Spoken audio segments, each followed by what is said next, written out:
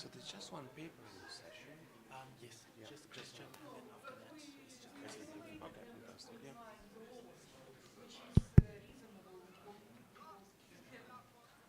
We should start now. Thank you. Is Christian online? Christian, are you online? I'm here. I shared my slides. Can you guys see my slides? Yes, we see you. Now we see Ah, now you see the slides. That's much better. Yeah, fantastic. Yeah. Hi. Hi, Hey, Johnny. Christian. Yeah. Okay, let's start.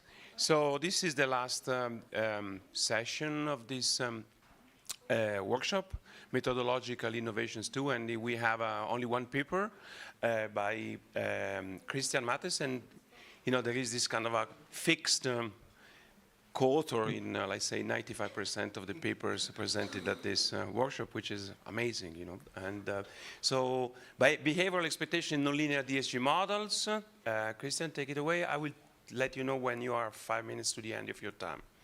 Thank you. Awesome. Thank you so much, Johnny, and thank you so much for staying to the end of the program, everybody. I'm very sorry I couldn't be there in person. It looks like a fantastic workshop. I was thankfully able to follow a lot of the presentations online. Still, I would have much preferred to be there in person. So, as Johnny already said, this joint work with Junior, and you'll see why, I needed to rely on Junior for this paper because, well, you'll see.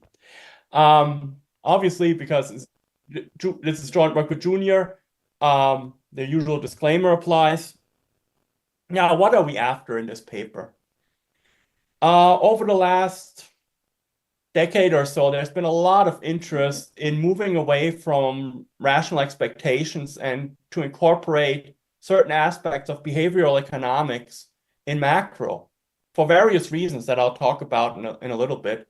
But if you study that literature, which I think has made a lot of advances and has been really useful, that literature usually works within the confines of linearized or more particularly log linearized models.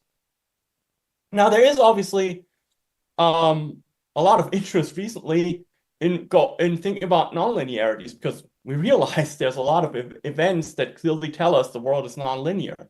And for better or worse, we've seen a lot of these events over the last couple of years. So what Junior and I are after in this paper is to think about these behavioral modifications to rational expectations in nonlinear environments, as the title suggests. Now, at first, this is kind of a daunting task because once you move away from rational expectations, there's a lot of things you could assume. So the way Junior and I try to make progress here is to look at one particular, very well-known way of moving away from rational expectations, and that is cognitive discounting. And I'll tell you exactly what cognitive discounting is if you haven't seen it yet. But it was introduced by Gabay in 2020, and in a linearized setting. And you'll see it's a very parsimonious way of moving away from rational expectations.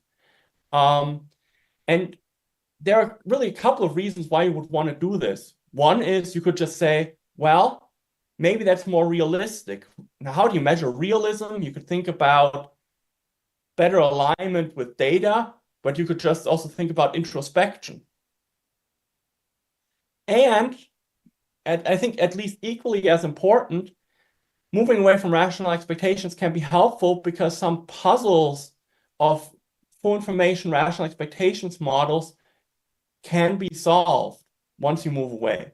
So for example, one prime example that Gabay highlights is the forward guidance puzzle, right? We know that in a lot of rational expectations, New Keynesian models, forward guidance is very, very powerful, much more powerful than almost anyone believes it to be.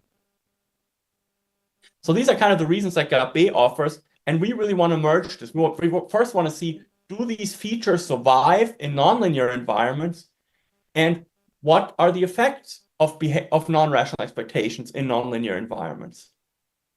Okay, I already said this. Cognitive discounting so far has really looked at linear environments.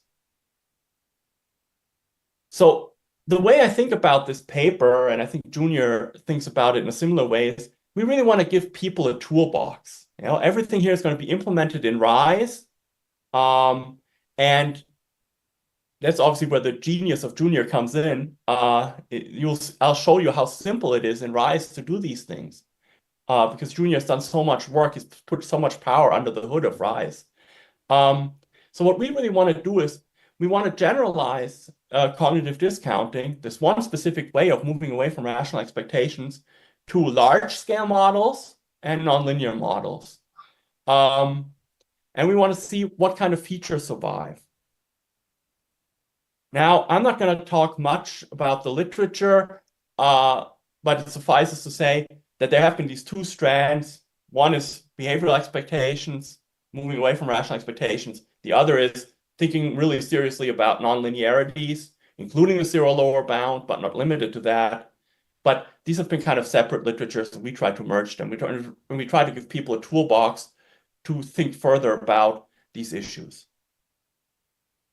Okay. As I said, because we are using the Rise toolbox, we actually have a lot of specific tools at our disposal already. Okay, you guys just saw regime switching, so that can be incorporated with these type of expectations. If I have time at the end, I'll actually show you something there. We can do Bayesian estimation. We can even think about optimal policy. And I think that's really an area where these behavioral expectations, where there's a lot of work that needs to be done, thinking about different assumptions you can make about what do policymakers know, what do agents in the economy know, and how does that alter optimal prescriptions for fiscal and monetary policy. Now, I'm going to talk about nonlinear models. That was already my main sales pitch. When I talk about nonlinear models, how am I going to solve these? Well, I'm going to use Rise. We're going to use Rise. So we're going to do higher order perturbation throughout, okay? Well, let me actually skip that last bullet point because I'm going to tell you more about that later. Let me go straight to the definition. So first, let me tell you what Gabay does in his model. Okay, so he has a log linear model, and he says, well, what's my boundedly rational? That's why I have the BR there. What's my boundedly rational expectation of xt next period in deviations from the steady state? Start variables are steady states, and you see why this is really nice. Well, this is really parsimonious. He just says, there's a cognitive discounting parameter m bar, which is between 0 and 1. And so the boundedly rational expectation of the deviation of xt from its steady state is just m bar times the rational expectation. So we still get a lot of the kind of cross-equation restrictions that are inherent in rational expectations, and I think that are really useful because they kind of tell us that agents cannot be tricked so easily, but we're muting those, or Gabay was muting those by using this m bar parameter. What our first goal is in this paper is to come up with a specification, a nonlinear specification, so that when log linearized will give us back Gabay's specification. So that's the first thing I'm going to do. And here's what Junior and I came up with. Okay, now we think about the boundedly rational, that's what the BR stands for, the boundedly rational expectation of a random variable, an equilibrium variable, xt, next period, relative to x star. Think about the capital X, or think about the small x as the log of the capital X, okay, to make everything consistent. And the way we're going to do this is we're going to say, well, that is actually equal to the rational expectation. So ET without any superscript, that's a rational expectations operator. This is equal to the rational expectations of xt plus 1 relative to the steady state, but raised to some power rho x. Okay, rho x is again between 0 and 1. It's basically what Gabay called m bar. And you can see if you log linearize this expression, you get it back exactly what Gabay had up here. So that's what we're going to do. Now, I'm going to tell you in a second how you do this when you have whole equilibrium conditions, because you might say, wait a second, here xt, I implicitly kind of took this as a scalar for now. How do you do this if this is a vector, if there's nonlinear relationship between different leads of x in the equilibrium conditions that you take expectations over? I'm going to tell you that in a second. Before I go there, I want to bring up one thing. There's this famous saying by Bob Lucas who said, beware of theorists sparing free parameters. And obviously, both Gabé has a free parameter, and we have a free parameter here. What I'm going to try to convince you later is that that at least this parameter influences equilibrium outcomes. Okay, that's kind of our hope. That's kind of what Gabé told us in the linearized world. So at the very least, we can use data to discipline this rho x, even though it is a free parameter. And it is very parsimonious. We don't have a lot of degrees of freedom. We have this one rho x in our benchline specification. All right. The next step is, how do I do this in a full equilibrium model? Well, what's an equilibrium model? It's a nonlinear expectational difference equation. That's what I've written down here. Okay. Now xt here explicitly, I'm going to say, is a vector of endogenous variables. Theta is a vector of parameters. How do I incorporate cognitive discounting in this system, in this nonlinear system here directly? Before I was talking about one variable. And here's how Junior and I are going to do it. Well, we're basically going to just do a multivariate generalization of what I showed you. Okay, so here, this dot is element-wise multiplication. This element here is element-wise division.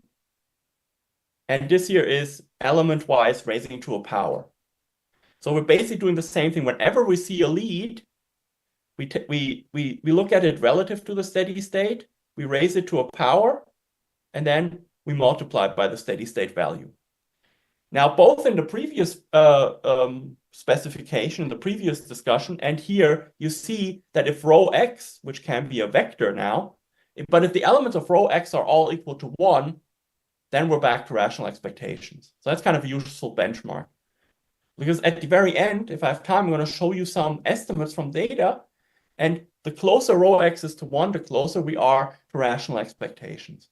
And the further we are away from that, the more the future is discounted. That means the faster the expectations move towards the steady state relative to what they would under rational expectations. Okay. And this is what the log linearized version looks like. Yeah. So what I want to convince, what I hope to have convinced you of up until this point is that, well, we have this nonlinear specification that when log linearized gives us back a base specification that's been used quite a bit in the literature. And what is really nice about Gabé specification, and then by extension also what we're doing, is that it's very parsimonious, right? Because the more degrees of freedom you give yourself to deviate from rational expectations, the harder it is to discipline your model. Here, we still have hope that we can discipline the model by looking at data. Okay. Now, is this hard to do in RISE? Not at all. Okay, this is where, again, the genius of Junior shines through. It's super simple. You, at the very beginning of the model, after you've defined your variables, you just tell it, hey, which variables do I want to apply cognitive discounting to? That's all you need to do.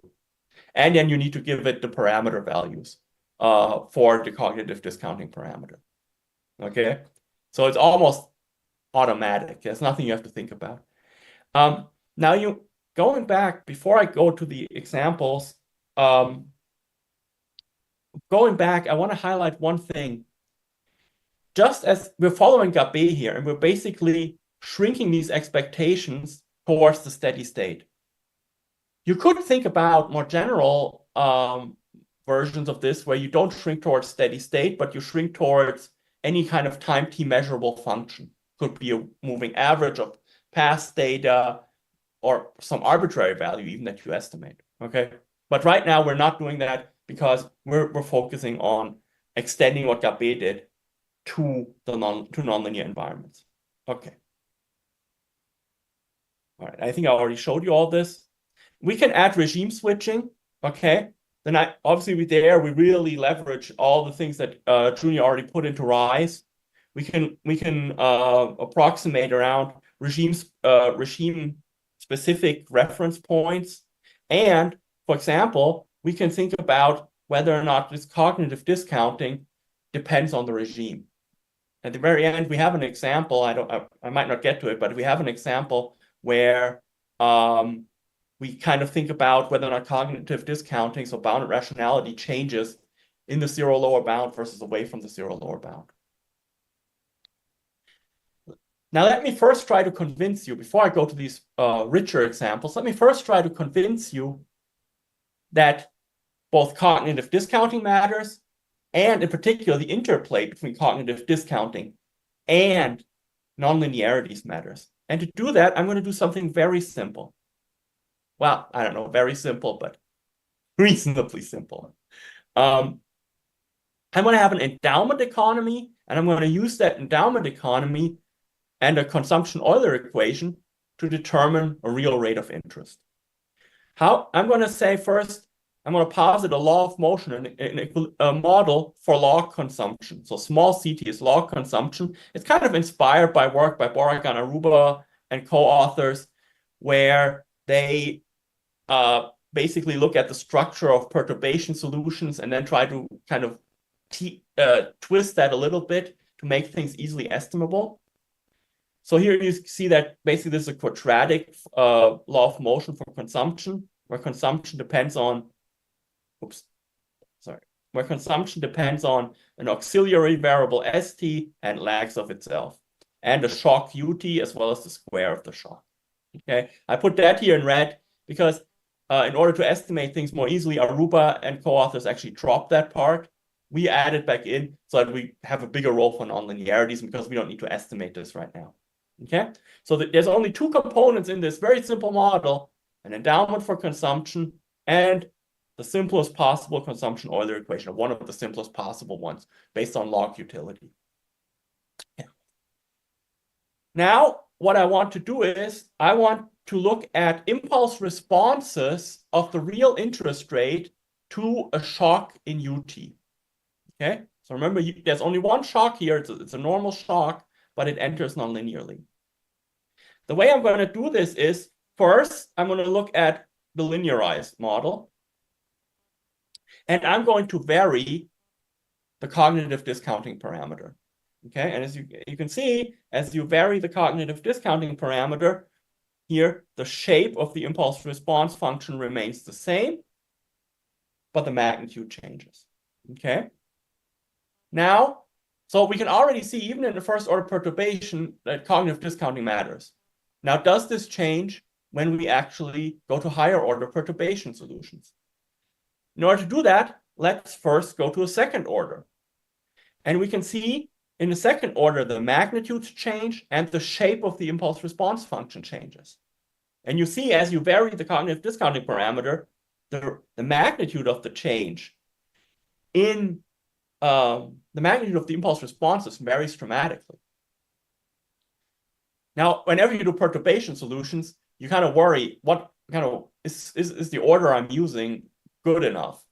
And in this simple example, which kind of guides what we're going to do later, in this simple example, we see that actually even a second order can miss things. So if you go to fifth order, we see something very interesting now, because now we see that, again, the magnitudes change, but the cognitive discounting parameter, remember the different shades of each color stand for different cognitive discounting parameters at the same order of perturbation.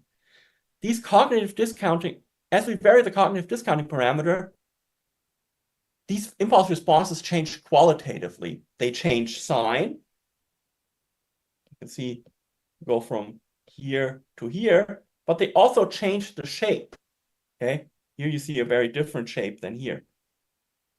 So what do I want you to take away from this very simple example? This is not meant to be a serious representation of the data by any means, but I wanted to convince you that cognitive discounting matters. It can influence kind of like things we care about, dynamics of the real interest rate in a simple endowment economy, and it interacts crucially with nonlinearities.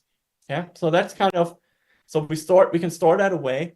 So if we didn't find anything here, we probably would have, I wouldn't show you this, I wouldn't show you this presentation right now. So let's do something that's maybe a bit more interesting where we have endogenous variables. We're looking at a new Keynesian model. And we're going to build on work that Tai Nakata did a couple of years ago. He was interested in the zero lower bound. We're taking away the zero lower bound. If we strip that away, the model is kind of a relatively simple nonlinear version of a three-equation New Keynesian model. We add some shocks relative to what Tai had. So we're going to have three shocks. We're going to have a preference shock.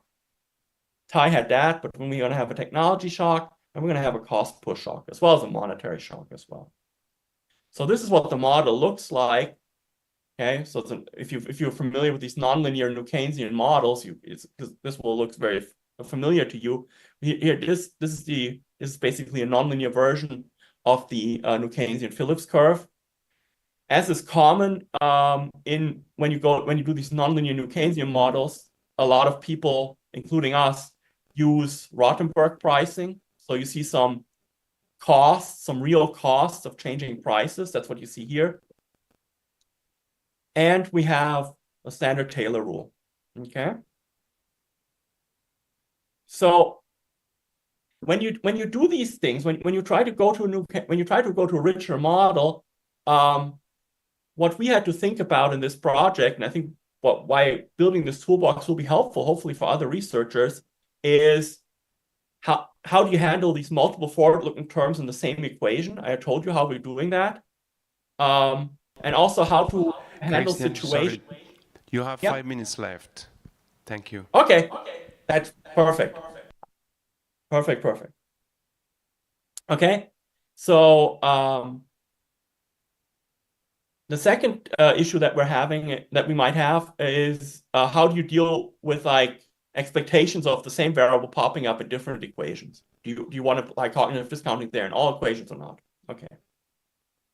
So we're basically parameterizing the model. These are the parameters mainly taken from Nakata. For cognitive discounting, so this is our rho parameter, we take 0.85, so not a huge deviation from rational expectations. One thing that happens when you do cognitive discounting that Gabé already showed, and we confirmed this here in our specification, is that the determinacy region expands if you have cognitive discounting in a linearized world. And since our focus is on nonlinear models, let me skip that. And let me show you, just as an example, impulse responses to a cost push shock. Here we're using a fifth order approximation, and we're using three specifications. Plu is rational expectations, and then two versions of cognitive discounting. One version of cognitive discounting where we only apply cognitive discounting to inflation, one where we also apply it to consumption. You see the two versions of cognitive discounting, they are pretty similar, but there's substantial differences relative to the impulse response for consumption, relative to rational expectations. For example, when you look at consumption, when you look at the interest rate. So we see here that these are meaningful differences that matter for welfare. So these are things that, for example, could be very much relevant for central banks. Okay. What about asymmetries?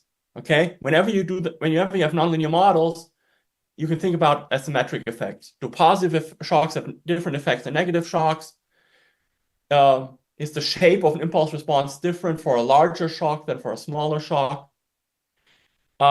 We can explore this. Since I'm almost out of time, I don't want to go too much into this, but suffice to say, I think this is a really important issue. We already see in the simple model that here, whether or not you assume rational expectations really matters. And there has been a lot of work recently, empirical work, thinking about different kind of nonlinearities in the data. I've worked on positive versus negative shocks. Others have done other things. I think we can really use these empirical results to validate models of boundedly rational decision making and whether or not they can be useful, and also to distinguish between different models of boundedly rational decision makers. I think that's a really exciting avenue And this toolbox that Junior and I are developing, building on RISE, I think that can really be helpful for people who want to pursue that type of work. The last thing I'm going to show you before I run out of time is I want to think about forward guidance, right? A big issue in New Keynesian models is that forward guidance under rational expectations is very powerful. So one thing we do here first, we say, this is all Junior, so Junior taught me this. I'm glad he did. You can model obviously forward guidance different ways, and one way you can do this, instead of introducing new shocks, you can actually directly think about outcomes today depending on past states, but also expectations of future shocks, and you can directly put those into your representation of the model, and you can directly vary those. And what we see here is up to first. We can see here this is up to first order. What we plot here is horizon of an announcement. Kind of when do you kind of put the forward guidance, and this is the impact of that thing on inflation today. First, if you actually model forward guidance this way, you actually up to first order don't really see a big forward guidance puzzle. And this actually relates to recent work by Francesco Bianchi and co-authors, a really nice paper that I think we can relate to much more. And what if we do this up to higher orders? Well, here we actually see a divergence between rational expectations and boundedly rational agents. We see that if we go to second or fifth order, rational expectations actually gives us kind of a forward guidance puzzle, whereas bounded rationality doesn't give us that. So that's actually something that's robust. That's where this boundedly rational assumption is robust when you go to higher order perturbations, whereas rational expectations is not. Now, Johnny, I think I'm probably out of time. Correct me if I'm wrong. I will assume I'm out of time. Yeah. Okay. Let me just conclude then. We have a lot more. We have something with macro switching. Unfortunately, I ran out of time. But the only thing I want to say, you can actually use the data to discipline how much cognitive discounting there is. I think that's really useful. And so you can see that in parts, we're still kind of honing in on the main message. But what the key takeaway for us is that we think this interplay between bounded rationality and nonlinearities in equilibrium models, that's a really fruitful avenue to pursue. I think there's a lot of interesting and policy relevant issues that can and should be studied. We provide a toolbox, so everybody can go and apply and study these things at RISE. We can use this as kind of to validate equilibrium models, different kinds of behavioral models. And yeah, I hope many other people are excited about this as well, and will use RISE in general and RISE in particular for this application. Thank you.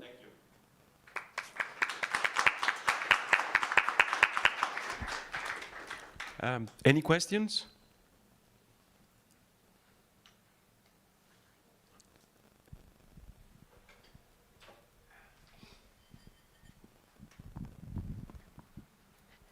Hi, Christian. Very nice work, very nice presentation.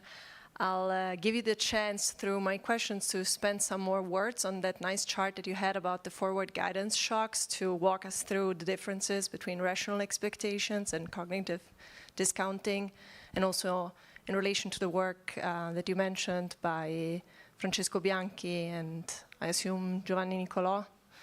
Yeah, and Leo Melossi, I think it's a good author. Yeah. No, thank you, Francesca. I really appreciate your question. So the short answer is, well, I think we're still thinking about it. We're still working through this. So it's exciting, but I don't have definitive answers yet. So I think one thing we want to do is, just like Francesco and his co-authors, we want to think about what for example, the standard way of doing forward guidance would imply here, right? The standard way is like introducing these new shocks. Would we get something similar or not? So the story that Francesco, Leonardo, and Gianni are telling in their work is that once you kind of, if you really just do the forward guidance, but you don't restrict the interest rate, then actually a lot of this forward guidance puzzle goes away. So we want to build on that, but we don't have we're still working on that. I think this is really an exciting part of this paper. And in particular, I think, and again, like I learned this from Junior, so I cannot take credit for this, and I hope I'm not saying anything wrong. If I do, Junior will surely correct me. But it's basically what we're building off of is this representation, right? You're saying, well, whatever the outcomes are today, they depend on my states, xt minus 1. And they depend on expectations of future shocks, which I could basically directly parameterize here, right? I can directly say, okay, what's my expectation of the monetary policy shock a year from now? I can directly put that in. And this seems, I like that a lot because I think that's a very direct way of thinking about forward guidance. And so that's what we've done here. And in terms of what we've plotted here, this is really the impact. How much does inflation move today if we move the horizon of the announcement, right? If we move this K here. And we see, this is very similar to Francesco and his co-authors. We see that as the horizon increases, basically we don't get a forward guidance puzzle here. But again, like this is something we're still working on. I was really excited about this. So I wanted to show this, but I don't have the deep kind of permeating answer to why this happens in the model yet.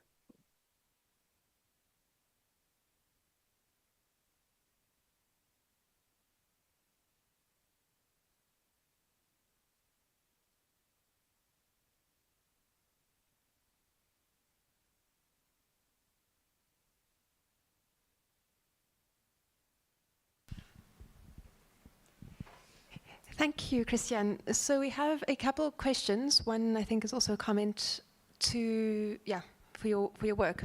So the first one says, equation 4 is different from the initial idea in non-linear world. The model includes expectation of function of x of t plus 1. Why do you not change expectations of this function, result sensitive to variable changes? And then the second question is, how to be with your approach for variables with zero steady state? Thank you. So I have to admit, I didn't quite fully get the first part of the question. So maybe if Junior got it, maybe he can chime in, but I didn't quite get that. So what do we do with a zero steady state? That's a really good question. Now you can think about. Okay, Junior will take it for me. I appreciate that. Yes, no problem. So we will have two types of variables. Some variables for which we need to take a log expansion, and some other variables for which we don't need to take a log expansion. So for the variables that needs to take a log expansion, we can write them as you see up there. But the variables for which we don't need to take a log expansion, we can directly represent them as xt minus x, right? And therefore, if the steady state is 0, then, so basically, we take the linear approximation of the variables that can be log linearized and a linear approximation of the variables that cannot be log linearized. And I want to say, but basically this trick has that Junior pointed out that has appeared in other in other new Keynesian models already without this bound that don't have this bound rational assumption, but that do have variables with steady state, with zero steady state. Sorry. Yeah.